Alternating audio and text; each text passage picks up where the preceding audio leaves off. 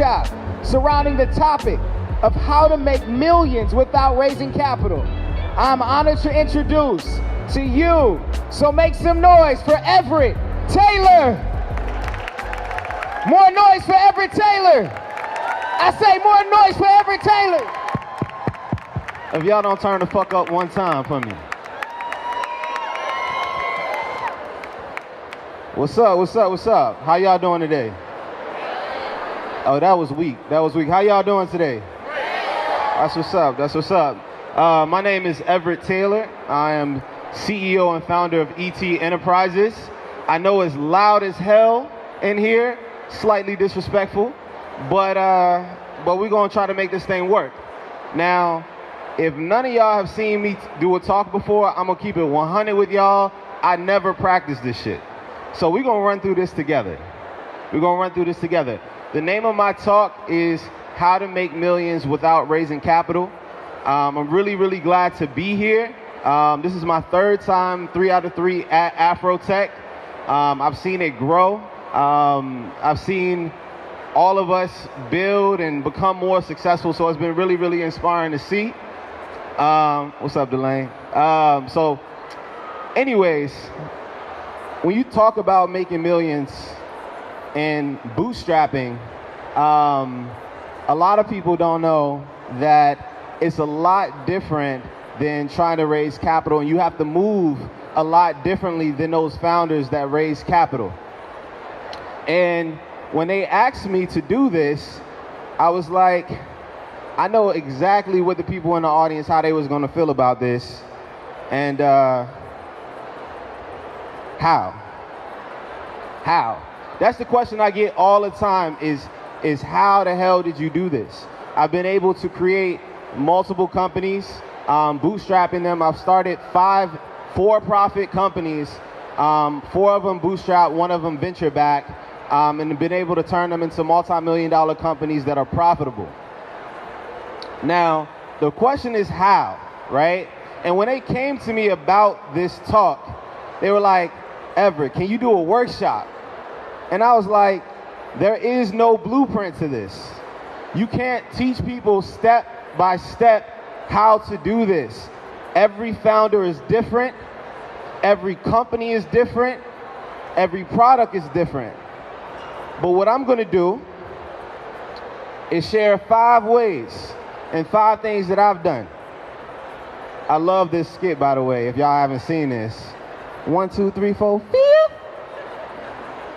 I'm gonna share 5 ways, or 5 things that I've done that I've incorporated into my career that has helped me bootstrap companies. And on the second half of the talk, I'm gonna sit down with my homie John and we're gonna go a little bit deeper. So I'm gonna keep this pretty high level for you guys, but I'm gonna keep it real at the same time.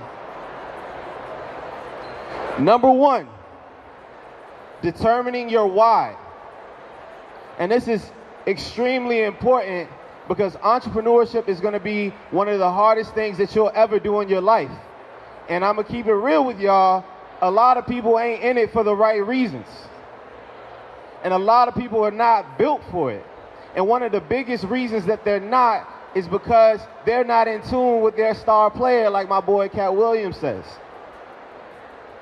You have to know yourself, you have to be real with yourself, and understand that doing this, you have to do it for the right reasons. If you're doing it for the wrong reasons, I see you. If you're doing it for the wrong reasons, if you're doing it to get CEO of Get Money Entertainment in your Instagram bio, if you're doing it to get press, if you're getting it to doing it to get followers or sit on panels and etc., you're doing it for the wrong reasons. You should be doing it because you want to build a real business, because you want to impact lives, because you want to create generational wealth, because you want to get your mama that car, because you tired of living in a studio apartment where you can open the door from your bed, because I've been there. You got to do it for the right reasons, and determining your why is extremely important. And early in my career, I'll be real with y'all, my why was financial purely. And that guided the decisions that I made. I've had a very unorthodox career. And by that, most of the companies that I've built while technically having a job. How many of y'all are building on the side right now? Oh, they gonna fire all y'all. I see y'all. I'm screenshotting all this shit. I'm joking.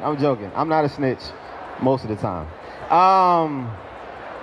But I built it on the side, and the reason for that was because where I came from and the things that I've been through, and a lot of us have experienced this, if you can make an extra 150, 160K, whatever your job pays you, it's hard to really put that down, right? And in my career, early on in my career, having that financial aspect was huge for me, right? And one of the reasons why I did choose the bootstrap companies in the first place, because, you know, throwing out crazy ideas out there with no product market fit, you know, and having to raise money and those things, that didn't really sit well with me, you know, because I didn't want to be broke. So you guys have to determine your why and make sure that your why does not conflict with your overall vision.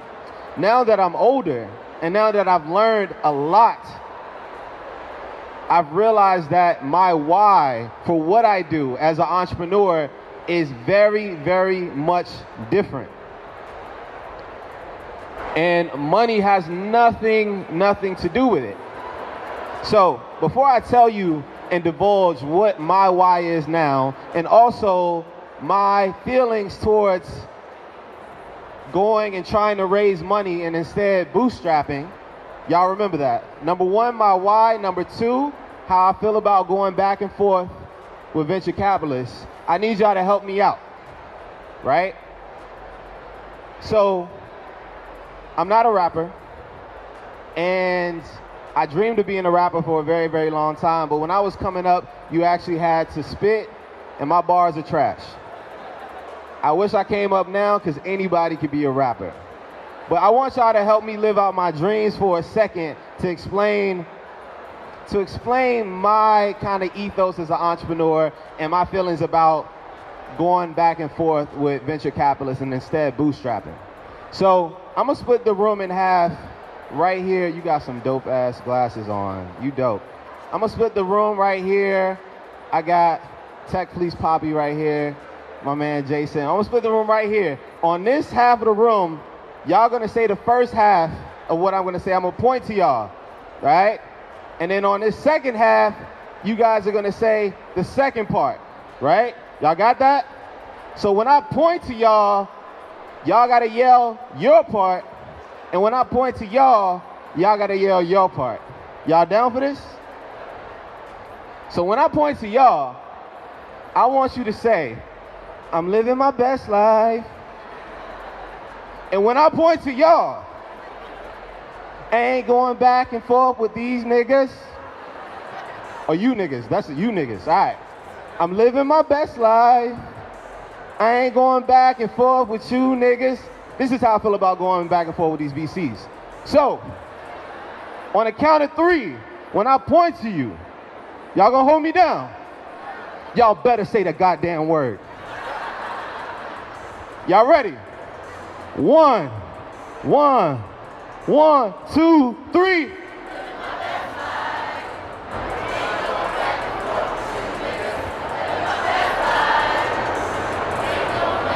Louder.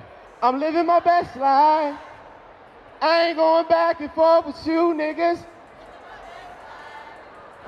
I ain't going back and forth with you niggas. I need to feel it in your spirit.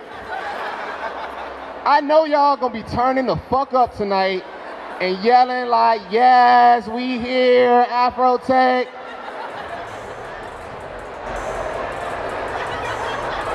I already know. I'm gonna call y'all out when I see y'all. So the ethos of what I do now is very much so living my best life. I've realized as an entrepreneur at this point, money doesn't motivate me. There's two things that really motivate me. Number one, not going back and forth, right? And having peace of mind. I want to own my own shit. I don't want to have to answer to anybody. And that means a lot to me, personally. That peace of mind. I've seen people get their companies taken. If you don't raise smart, they might kick you out of your own company. People get obsessed with raising. The people who raise 10 million get celebrated more than the people that make 10 million.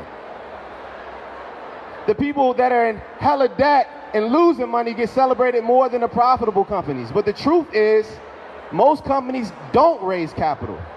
Most companies are bootstrapping. Most companies are figuring out a way. The people that are raising money, like my man Big Money Grip over here, the lane, they're the small minority. So most of us, as we're building our companies, we're not going to have access to that.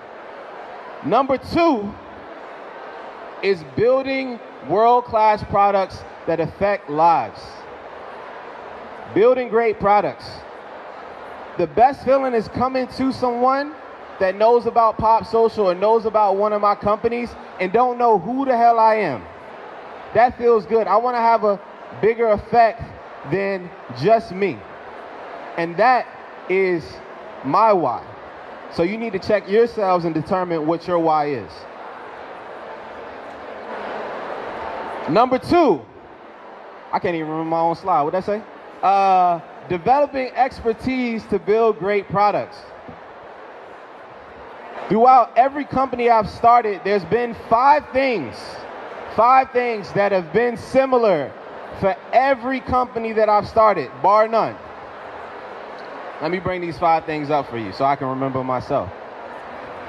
Number one, I develop expertise. Sometimes consciously and sometimes subconsciously.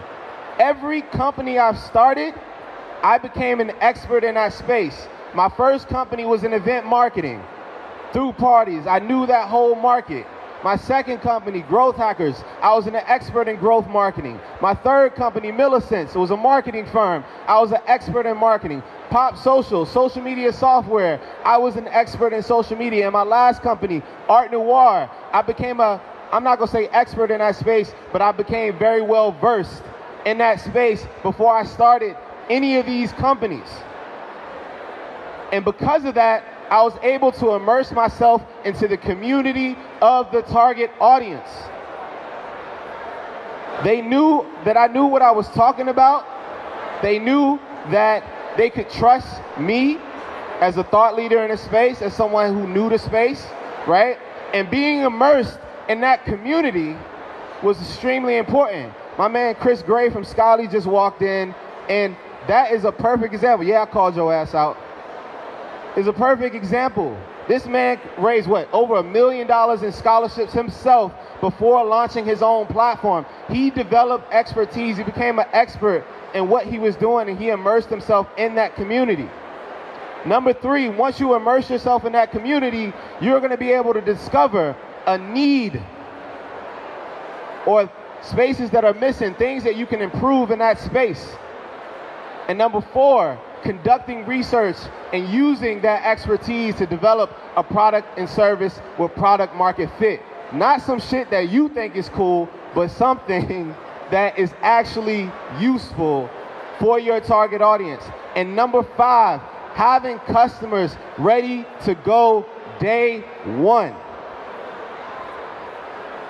Listen, customers ready to go day one. If you're doing what the hell you're supposed to do, you should have customers ready to go day one. And that's extremely, extremely important.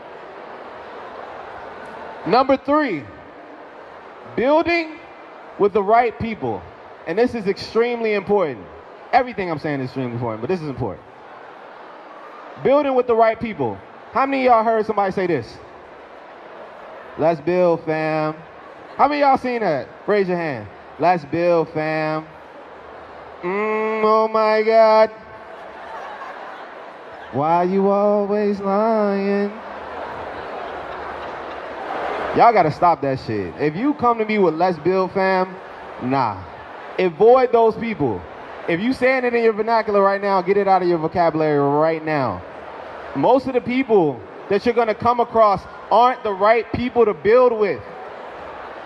They're not the right people to build with. And so you have to understand what your needs are as a founder, what your needs are as when you're finding a co-founder, finding somebody that balances you out, right?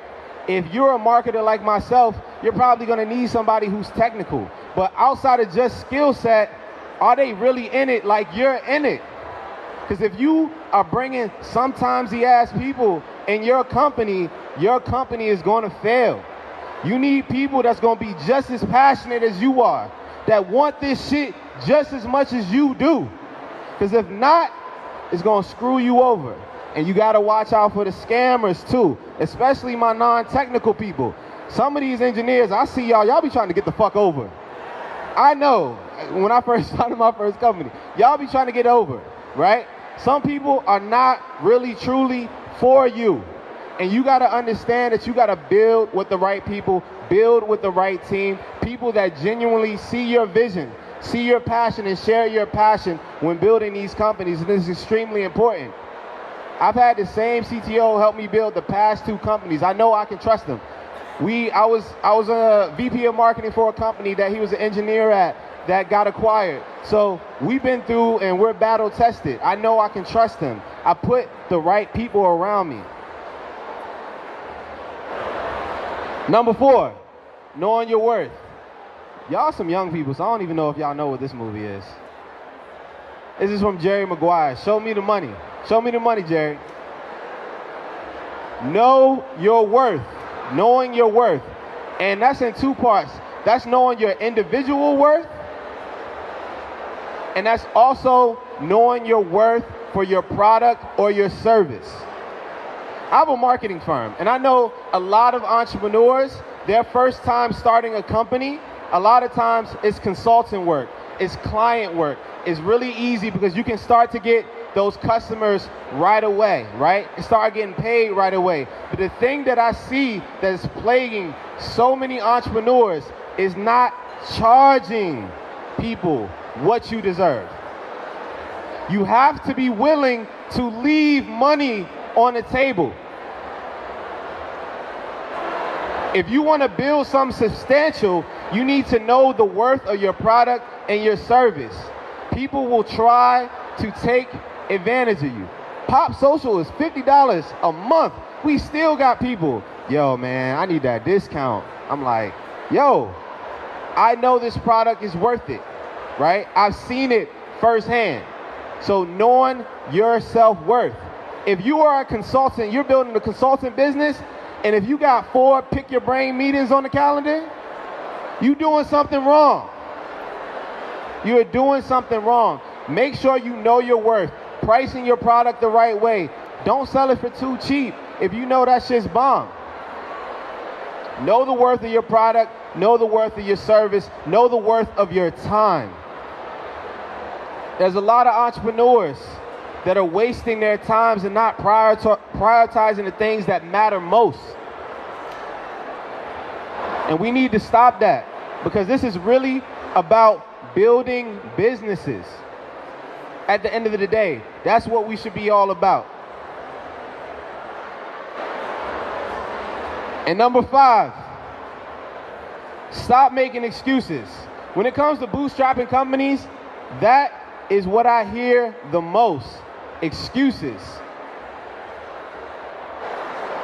Ah man, like, yo, I need money, I need this, I need that. And it's like, well, you got a job, why aren't you saving your money? Why are you living in that $4,000 loft?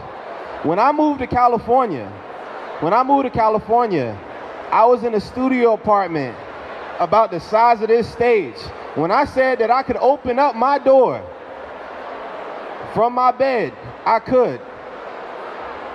I used to make excuses not to bring people over to my house. Oh, you know, you want to just go over to your place? Nah, let's do something else. Oh, you so good. You never want to Netflix and chill or nothing. I'm like, yeah, I'm a gentleman. Nah, my place was not right. All right, but I knew I needed to do that.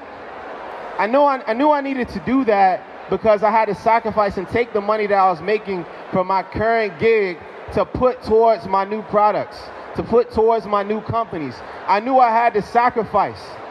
And a lot of people aren't willing to sacrifice. Some of y'all way too fucking comfortable. And you guys are sitting here at your desk, hating your jobs on these 8-hour shifts, only working 1.5 hours a day. I know. Hating it. And instead of figuring out how you can chase your dream, us as black people, everything that we've been through, our ancestors went through, our parents went through, to make fucking excuses is not acceptable. Not acceptable. I appreciate that slow clap. I always wanted one. Always wanted one. I always see it in the movies. I'm like, I'm gonna get one day. Whoever you are, you deserve a hug. Appreciate you. So, stop making excuses.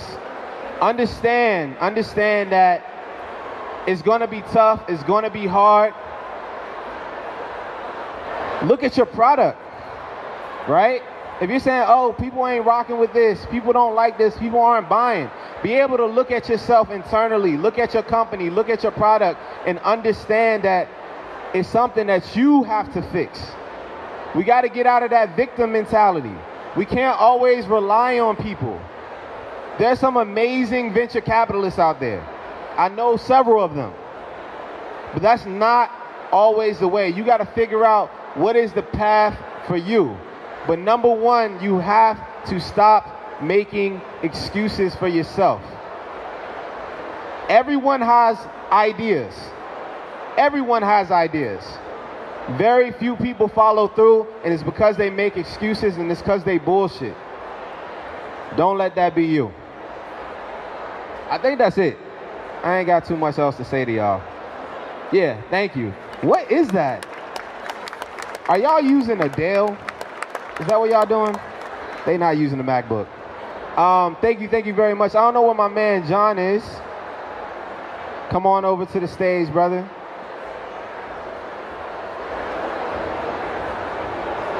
Make some noise for John Ketchum! My God, the dude on your shirt got a better beard than I do. Who's that? What's up, brother?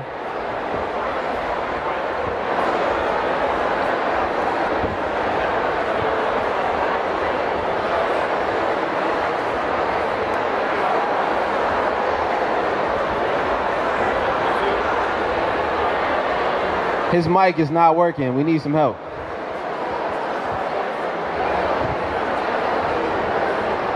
We can share a mic.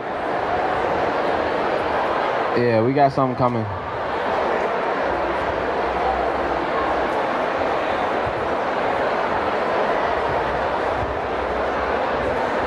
Check. All right. How's everybody doing?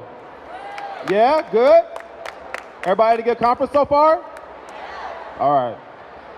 So my name is John Ketchum. I'm the managing editor of AfroTech.com. I'm a journalist, have been one for a very long time. I exist to tell your stories and highlight your work in this space. So I'm very happy to be here. Everette's story is one that I've been interested in for a long time, and I'm glad that we're finally getting the chance to sit down and talk. All right. Pull out the phone. So, for this convo, Everette, I want to, first talk about, some of the great stuff you got into with this session, but I also want to talk about you. I think you have a good story, and I think that other entrepreneurs, especially at this conference, can really learn a lot from all that you've done and all that you've accomplished. So the first question, really. And we talked about this before, but I'd just like you to kind of reiterate it again. You talk about determining your why and how important that is. But for you, it hasn't always been like that. Like your why has been different, like you said. You said it used to be money, and now it's other things. What I'm wondering is when did that shift happen for you? Like when was it after you launched your first company? Was it, you know, when you were at Virginia Tech? When did the shift happen for you? The shift of my why. Yeah, the shift of your why. So I remember exactly when my why shifted, and it was last year. Seriously, he laughing. It literally happened last year. I was definitely about that dollar. It happened last year. I was about to be on the way to Boston to keynote this conference, and I get a call that my childhood best friend was shot and killed. And like many of us, I got to that point in my life where a lot of my interactions were very, like, had no deepness to it, right? It's like, oh yeah, man, I'm doing good, man, you know, or you're talking to your mom for 5 minutes on the phone and getting off, and you're not spending quality time the way you should with the people that you love and care about because you're so focused on making money, you're so focused on building, you're so focused on trying to be successful that you lose sight of what truly matters. Because at the end of the day, if I lose this money and I lose these followers and I lose all this, I'm gonna keep it 100. Most of y'all in this room are not gonna give a fuck. But it's my mom that was there for me. It was my friends that was there for me. It's my best friends that's in the room right now that's still gonna be there for me. So for me not to prioritize those people in my life, the people that I care about over work, that's a problem.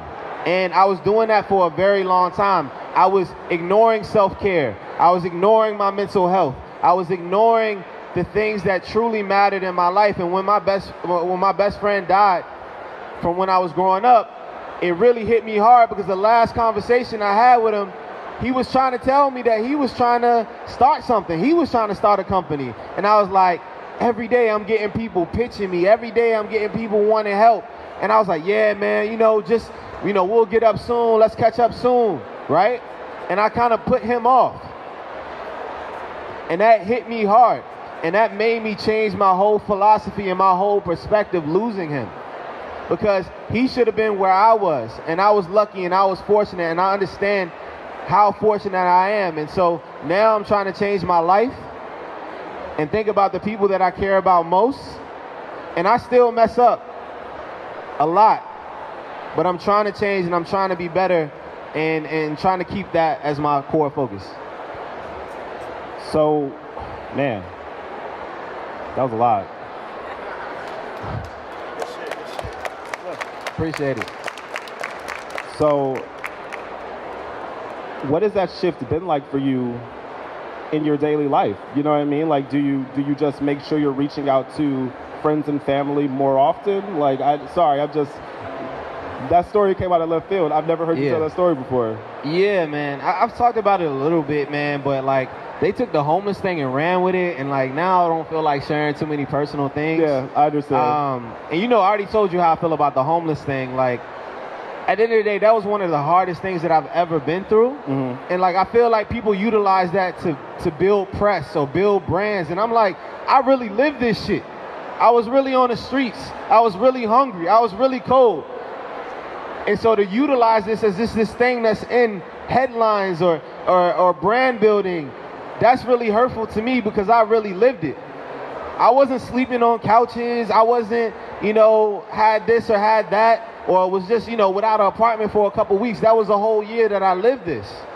And so it's hard for me now to kind of open up about certain things because people use it as a headliner. They use it as a way to build a brand. And I'm like, man, that's just not cool. Now I see other people using homeless as a way to build their brand. Like, yo, just build some dope shit. That's what it's all about. But I'm sorry, I had to go on this tangent because that does really bother me. And two, how I changed my life, man, like I'm still a work in progress, but I actually actively do things now to practice self-care, right? And spend more time with my friends, spend more time with my family.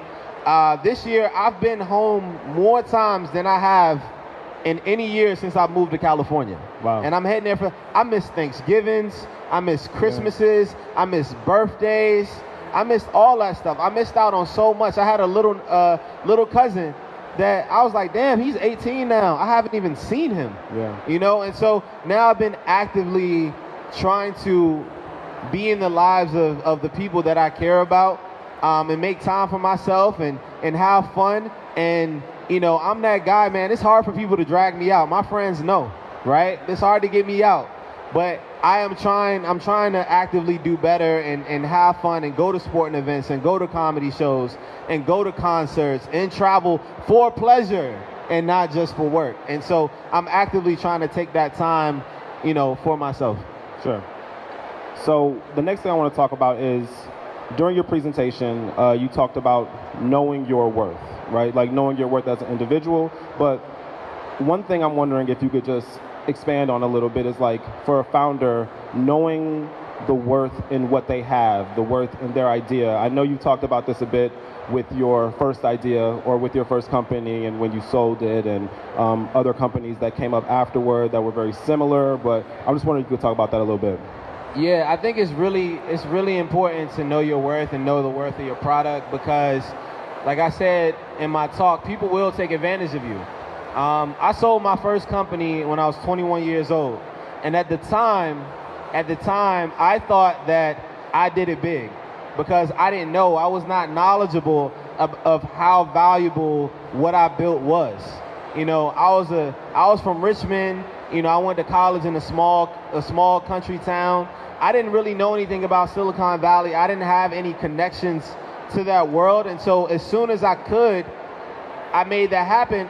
But it was a little too late because it happened after I sold my first company. The first company that I sold was very similar technology to Eventbrite. Eventbrite is now worth $4 to $5 billion. Trust me, I did not sell my company.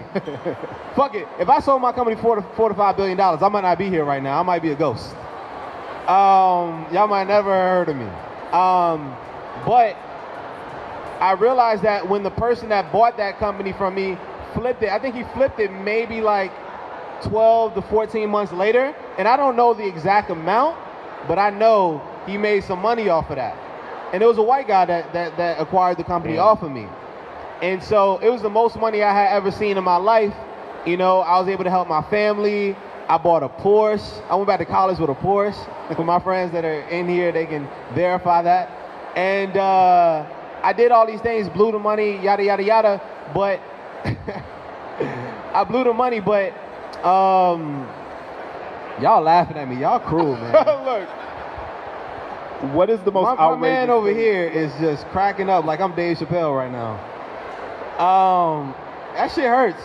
I was broke again. What's the most, once you sold it and you went to Virginia Tech, like, in a Porsche, I know some of your friends are in the audience, but like, what did they say to you? Were they like, what did you do this summer? People were confused. So a lot of people don't know this. One of the reasons that I didn't really come out publicly, well, two reasons I didn't come up publicly after I sold my first company. One, I didn't really know how to do that. Yeah. You know, number one, I didn't even know about TechCrunch, XYZ.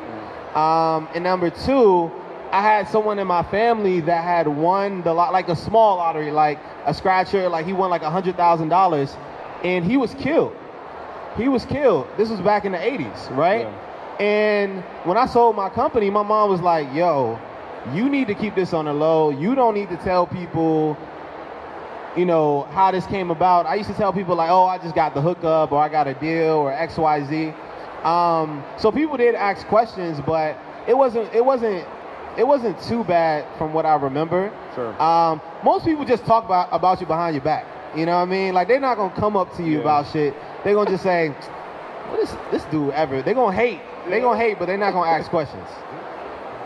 So during your presentation, you talked about a key point in building is knowing a need of your community and discovering that and kind of just jumping on that and building off of that. One thing I was curious about in the audience is how do you discover that need? Like, what's the process you go through to discover what the need of a specific audience or a specific group of people is, and like, how do you capitalize off that? Yeah, so I mean, I'll give you an example with Pop Social. For you guys that don't know what Pop Social is, I'm gonna plug since I got a lot of you guys in here. It's a social media software for helping people build their brands on social media. There is a code, AfroTech, that will get you 50% off. AfroTech, all caps. Just gonna put that out there. See, look, we right here. I already see that lifetime value coming in the Stripe, and I'm just feeling good. But for Pop Social, I had a marketing firm already called Millicent's, which is actually named after my mom. And you know, when I first started Millicent's, we were starting with a lot of smaller companies and startups. But the truth of the matter is, it was a lot of work and not a lot of revenue being brought in. And so I started to pivot to bigger contracts, bigger companies, and things like that. And I understood that, you know, there was a lot of people, a lot of businesses and brands that still wanted our help to help them grow their social media. But I don't know about y'all, but most businesses don't have $5,000, $10,000, $20,000 per quarter to pay a marketing firm to help them with their social media, right? And so I wanted to use technology in a way to help people build that. And there was a lot of Black and brown founders that were coming to me that needed that help. And I felt like it was sort of a responsibility. And I saw a need that as everything was shifting to Instagram and people, you saw the ad platforms and people putting more money to Instagram and people having an issue with the algorithm. Sorry to my Facebook people in here. And I wanted to provide a way for them to affordably be able to grow their brands and reach their target audience. And I knew that was a fit. I knew that was a need that not only individuals had, but companies and brands had, right? Mm-hmm. And so me being on social media and knowing how powerful that is to be able to do that, to grow your audience and to be able to reach new people on a daily basis, I knew I had a fit there, you know what I mean? Because it was something I wanted. It was people that already wanted it. They just needed it in a cheaper way. Got you. So the next thing I want to talk a little bit about is, you know, you've obviously had a lot of success. And there are other people in the audience, you know, who see you as somebody that they want to be like, you know, like they want to be a successful entrepreneur as well. So one thing I'm curious about is, you know, when you talk to people who want to build their own companies, when you talk to people who have built their own companies, like what's the most common mistake that people make? It's a lot of mistakes, but I'm gonna try to keep it to a couple, or at least one. The most common mistake I see out of entrepreneurs is not focusing on building a great product. And I know that sounds boring, like I was about to drop some real gems on y'all, but no, that's real, because, you know, I'm known for marketing in a lot of ways, but the truth of the matter is the best marketer is your product. You know, word of mouth is super powerful. Pop Social is now, I guess 8-figure company in annual revenue, right? I've not used one Facebook, Instagram, Twitter ad. I've not done any type of paid marketing out of referrals, right? Because of word of mouth, because we built a great product that people wanted and that people needed, right? And so a lot of people are wasting their time trying to figure out how to market or build a company that doesn't have product market fit. They're wasting their time on a company where their product is trash. Look, I'm gonna tell you if your product is trash, straight up. You know, you're wasting your time. Like, don't waste your time on trash products, because at the end of the day, that's what it's all about, and being able to serve your customer. And I see that happen so much. And the second thing is, I touched base on this a little bit in my talk, is entrepreneurs not having the right priorities and why they're building their companies and not using their time wisely. A lot of people ask me, like, why do you do so many speaking engagements, right? The bag that I get from these speaking engagements goes straight into my company to build new companies, to build new products. Number two, my flagship company, Pop Social, can be used by every single person in this room. I know when I go into a room like this, and if I can just convert 20, 30, 50 people, I understand with lifetime value how much that's gonna be for my company. And I understand how many people are going to get referred from those people when they realize how lit Pop Social is, right? And so I understand that is a funnel for me personally, but that's not a funnel for everybody. If you got a B2B business, you probably shouldn't be speaking at consumer-driven conferences. So you have to make sure that you are doing the right things, and like my guy Delane, you're speaking at a lot of esports stuff, a lot of things like that. He's in the right spaces. You got to be in the right spaces and doing the right things and prioritizing. I'm a college dropout, y'all. I'm sorry. Prioritizing the right things to do. So, okay. So one thing I'm curious about, and I just want to get your thoughts on this.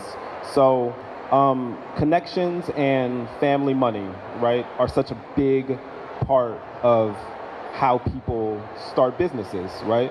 And, you know, you've been able to kind of do your own thing and like make your own lane and, you know, raise money and do things your own way. But I guess my question is just based on what you've seen, do you like foresee a future, you know, 20, 30 years down the line where connections and family money won't be as big of a barrier as they are right now for Black entrepreneurs? I mean, I think it's always going to be a barrier, but the tide is changing. Can I tell you, the fact that I'm in this room with you guys, I am inspired. When I was growing up in Richmond, Virginia, I didn't know people like you existed. Now we see that. We can see people doing this. Like without, you know, someone like me coming from my background, someone like Savitra coming from her background, Delane coming from his background, Chris coming from his background. You know, we're able to show people now that this is possible. Kids have access to this. They see us on social media. They see these stories. They're reading AfroTech. We now know it's a possibility. And I think people are going to stop making excuses as much and really start pushing through and making things happen, because most of us don't come from money. Most of us don't come from wealth and generational wealth and things like that. But guess what? We damn well about to start it. And that's what's going to change things, right? That's going to change things. Our future families are going to have more opportunities than we had, and we got to just keep pushing that forward. Very cool.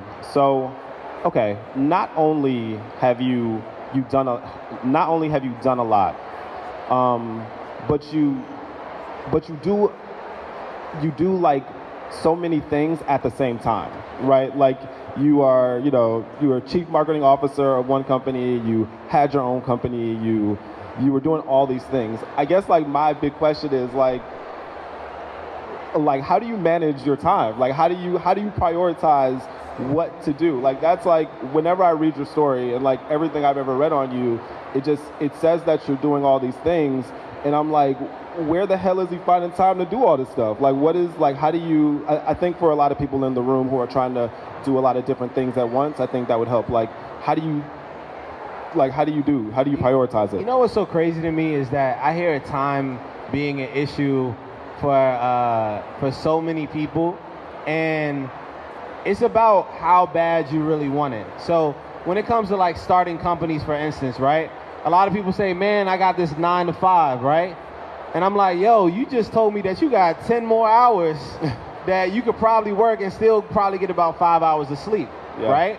Or 6 hours of sleep. So it's really, when it comes down to is how bad you want things, how bad does this stuff mean to you? And then when you get to a point where you're making a little money and you have the resources that you can hire smart and be able to delegate.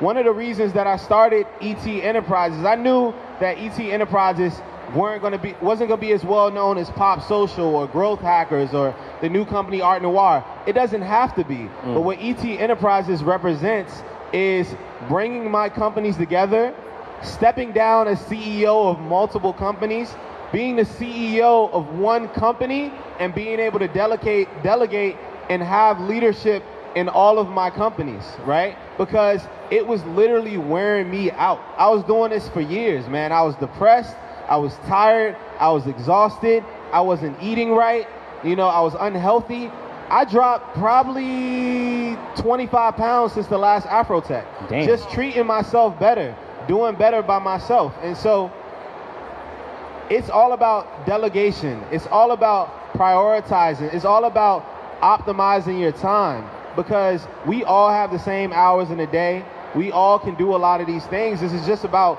how bad you want it. A lot of y'all be bullshitting, and that's the problem. Drake got that line like, while all my friends out partying, I'm just making the music that they party to, right? It's like, and I'm not telling you to sacrifice self-care, because that's one place that I went wrong, is that I wasn't taking care of myself. But at the same time, you gotta be able to sacrifice. You gotta sacrifice. Yo, this shit flies by. Life flies by.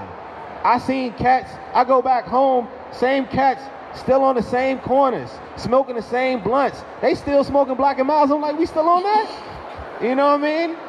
So it's like, what are we doing, man? I don't want to be that old head on the corner eating sunflower seeds, smoking Black and Miles, and drinking Henny. You know, I want to be something different, and I sacrificed for myself, and I made those things happen. And each and every one of you, if you really want to make shit happen, you can. Stop doubting yourself.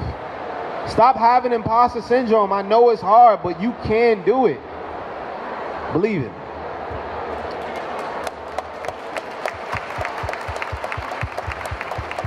Thank you. Last question, and then I'm going to give folks in the audience a chance to ask you some things. But so I was watching a video interview of you while I was prepping for this interview, and you talked about your first business, your first company, and all the things that you learned from that experience, and like how that basically, I'm not going to say shaped everything you've done up until now, but it was a big driver, right, of like all the things that you're doing. And a lot of people in this audience are launching their first company, you know. I'm just wondering if you could just go into a little bit, when you were working on that, you know, as a kid, what were some of the biggest things you learned while launching your first venture? Because I think a lot of people here could really benefit from that. Can I say, I really like your hat. That's dope. I like you fly. I just wanted to let you know while we're here. The biggest lesson I learned, man, it's so many. Taxes. Get an accountant and get a lawyer. Both. And a lawyer is not going to take advantage, and an accountant is not going to take advantage, man. I learned so many things. My first year of business, I didn't understand how to do taxes. Right? I didn't understand how to do taxes as an entrepreneur. I was like, yo, we made money, we good, we doing well.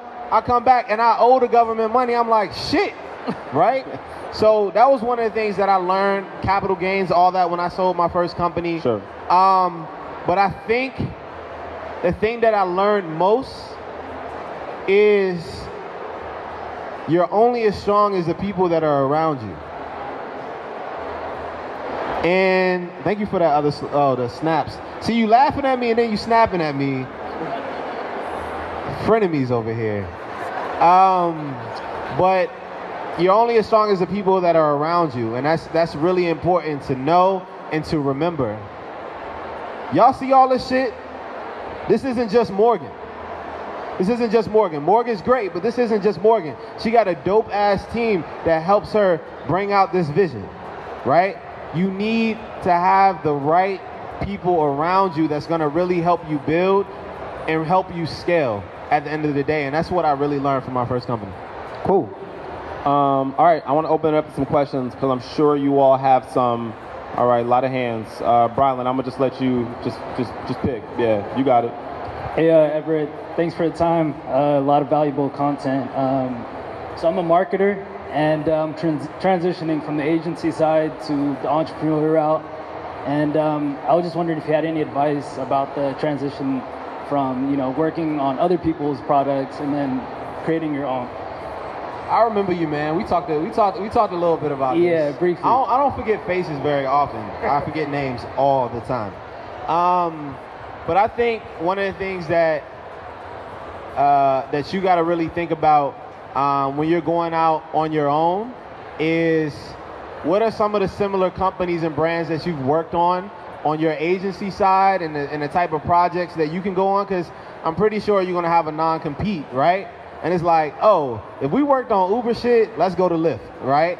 Let's look at those competitors, look at those people that you've worked on projects for in the past, and see who are the competitors or similar people in that space that could use that type of work, because that is your portfolio. A lot of people that become entrepreneurs, they don't realize they have a portfolio already. You've developed expertise in your market, right? And you have proof of concept of your work. And now you can take that. They don't own that. They don't own you, right? So take your work and push that to other people and show them that you about to kill it for them the same way that you kill it for the people that you worked on that agency.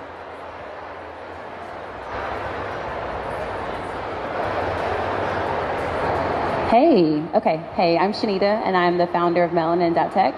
So basically, my platform is here to help diversify the tech industry as a whole through business consulting and giving us a platform to find jobs and to up our skills. Right now, I fund everything from my full-time job. I also do speaking engagements as well, so I take the money from that, and I just recently put my spot on Airbnb. So what are some other ways I can bootstrap my company to get that funding until I am comfortable reaching out for VC and other capital like that? Right. I think it's really dependent on the person.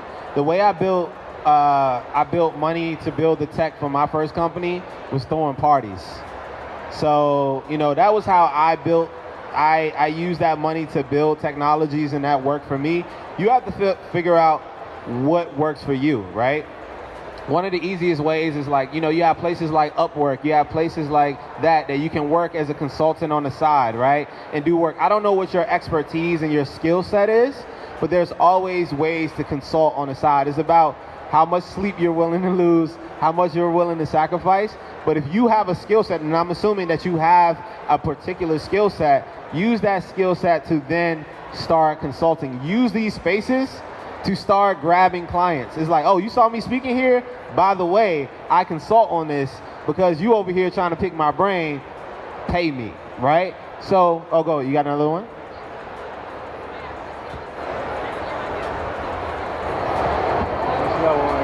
Since you brought it up, I will say that I do consulting and I do speaking engagements for diversity and inclusion in the workplace. I am welcome to come speak to any of your companies at any time. I also sell merchandise, Melanin.tech. So there we go. Y'all see that sweater? That's dope. That's dope. Shoot your shot. Shoot your shot. Okay, who's the next question? Over here. Hi, Everett. My name is Elisa Wilson. I work for Lattice, and I'm going to plug too. If your company's still doing OKRs or reviews on Word docs, Google Docs, come talk to me. We do engagement software and a performance management for a growing, healthy company. So specifically to what you talked about with self-care, I'm curious what you're doing with ET Ventures and how you've seen other growing companies make intersectionality and self-care part of your culture for the organizations that you're a part of. Can you say that last part again? For companies that for ET Ventures and for companies that you're close to, how do you see founders making self-care, intersectionality, and engagement a foundational part of their company culture? It's so interesting. I mean, I could talk about my own. To be honest, I'm focused on me. And I ain't worried about what other people are doing. We have a support system amongst us, and we're there when other founders need us. But I'm not always looking at what other people are doing, and that's the problem. We try to compare ourselves. I know this is different, but we compare ourselves too much. What I do is I focus on building a great environment and community and within my own companies. I talked about a little bit earlier about how I know people at these 8-hour shifts are only working 1.5, 2 hours. For a lot of my employees, unless they have to be on customer service and things like that, I don't care how they work, when they work, what they do, as long as you get the shit done, right? And I think that's really, really important, and I push that because I know I'm always traveling. I don't even have a company that's LA based, right?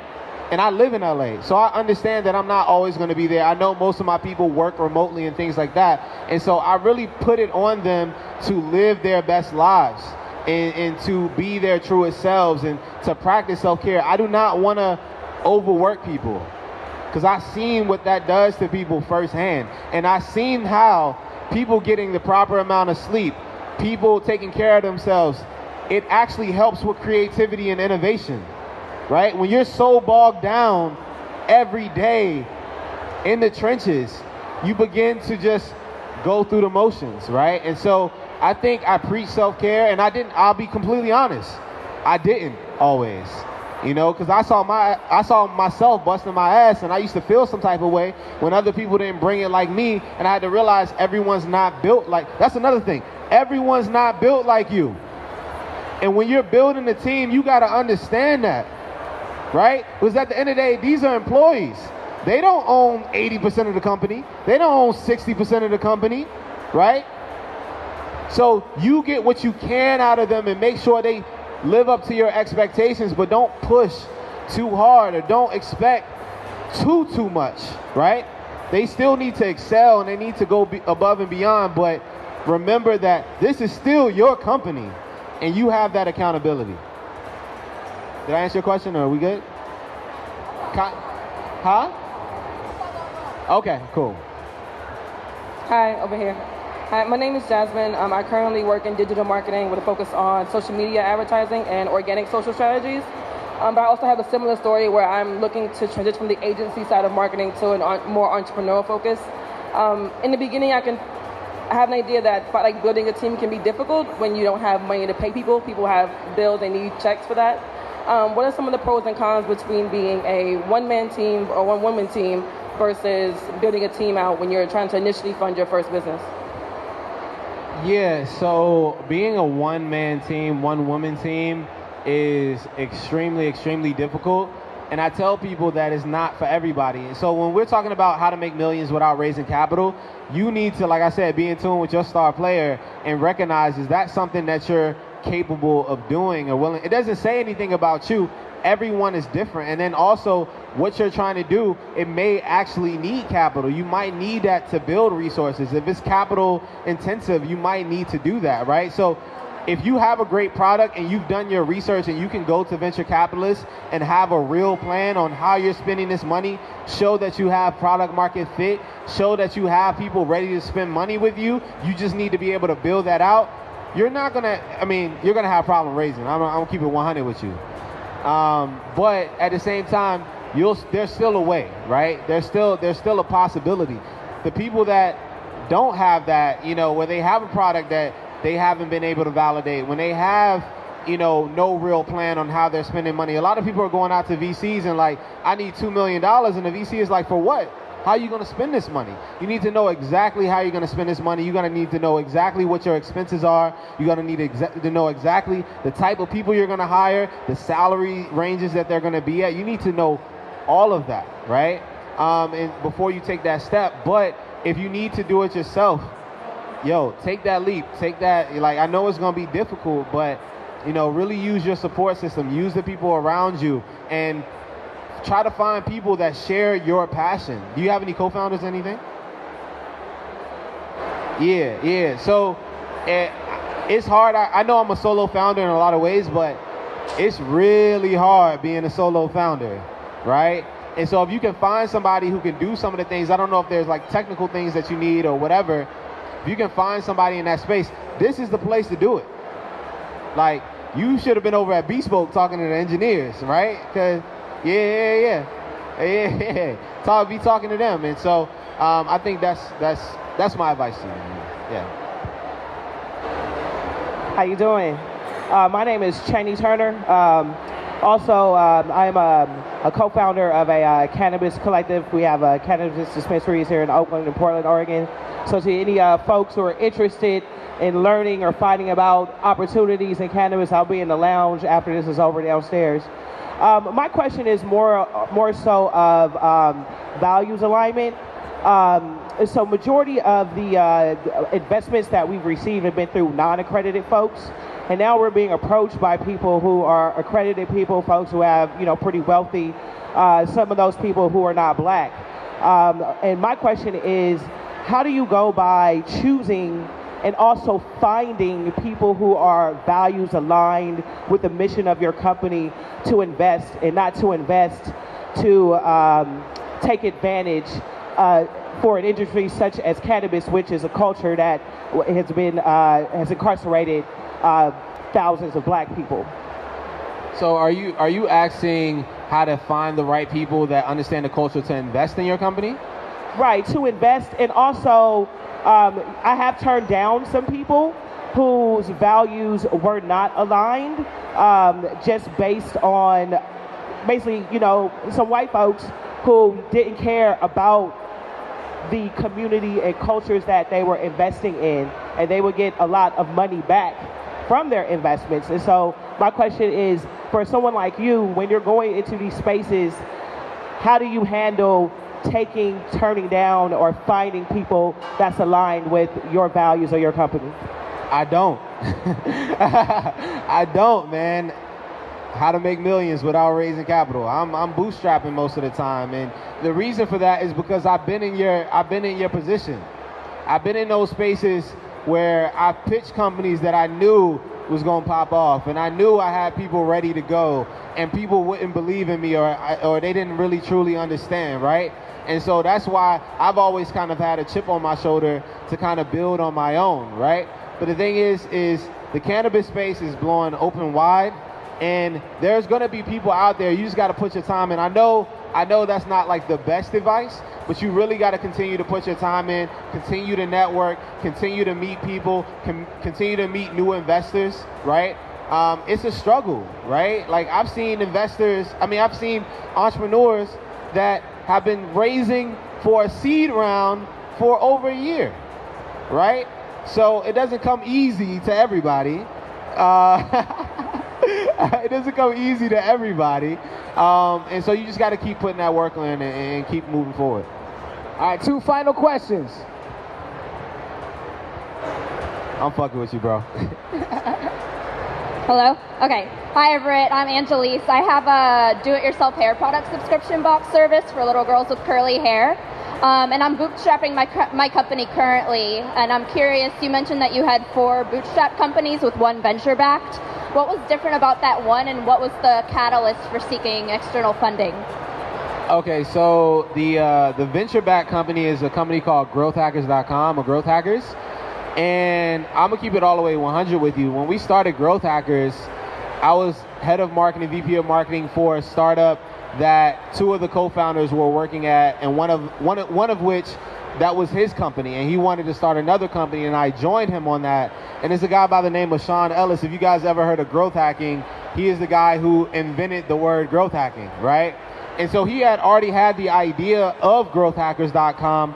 I was one of those lucky founders that, like, I came on after the initial, like, he had already had the ideation phase already worked out. He had already had those connections to investors and things that me at 20, I think I was 23 at the time, I just didn't have, right? So I was helping him build those decks to pitch, but I wasn't in those rooms pitching. My 2 co-founders was white, right? So I was the person that was building that community, building those users, building that up, but it wasn't my choice because, he was the one that he was the CEO of the company. He was really leading that company, and I was supporting him as a co-founder. So it was a very, very different experience. It wasn't just like me going out there and being like, I'm going to raise $7 million now. No, it was him with his white face that was out there raising that money. Last question.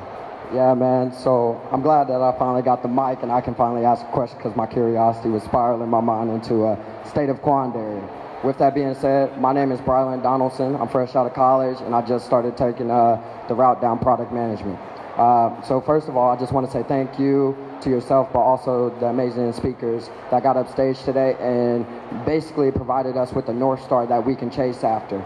With that being said, one part of it in my mind is part visual, being able to see the people that you aspire to be, but also having a language to close the gap between where you are and where you want to be.